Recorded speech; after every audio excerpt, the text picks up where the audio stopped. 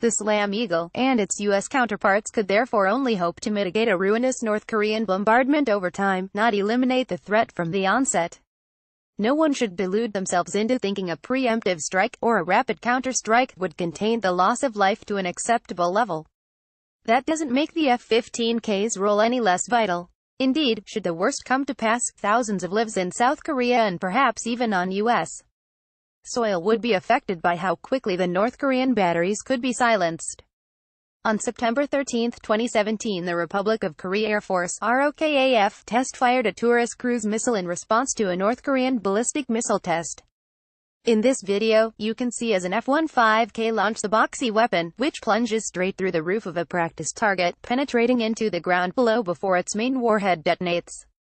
For decades, the South Korean military has had to prepare for a conflict in which its cities, especially the capital of Seoul, would be on the receiving end of a North Korean artillery, chemical weapons and ballistic missiles. Now, such an onslaught might potentially include nuclear warheads.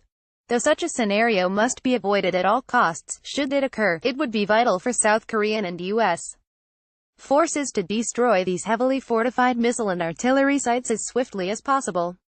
What a war between America and China would look like. That's the mission assigned to the 60 F-15K Slam Eagles in the Republic of Korea Air Force.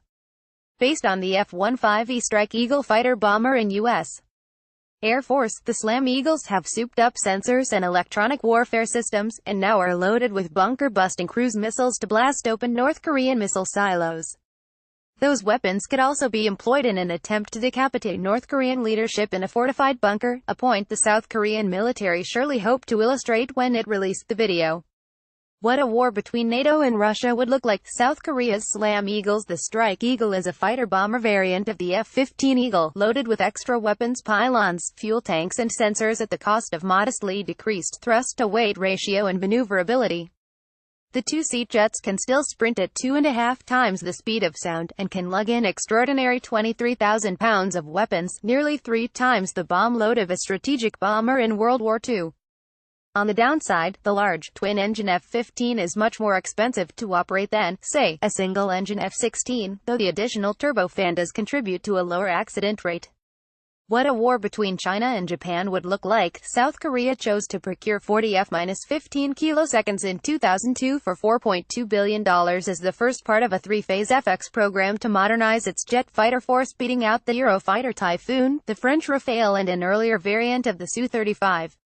Nearly 40% of the components were built by Korean firms, including fuselage, wings, and much of the avionics, then were assembled by Boeing in St. Louis, Missouri. Because the new Slam Eagles came more than a decade after the F-15E entered service, they could be outfitted at the outset with then new technologies, including flat-screen displays in the cockpit that are compatible with night vision goggles, and a joint helmet-mounted cueing system permitting a pilot to acquire aerial targets for short-range AIM-9X missiles merely by pointing his or her head at them. The Slam Eagle was also one of the first variants of the F-15 to trade out the original F-100 engines for F-110 turbofans, which could generate roughly 10% more thrust. You can see the difference in the engine nozzles here. In 2008, Seoul ordered a second batch of 21 F-15 kiloseconds for Phase 2 of the FX program to replace the F-5B Freedom fighters it was retiring. The order included one extra aircraft to fill in for an F-15K which fatally crashed in 2006 when its crew passed out performing a high-G maneuver. These planes featured Sniper XR targeting pods, and reverted to F-100 PW-229 engines to benefit from parts commonality with the engines on Korea's KF-16 fighters.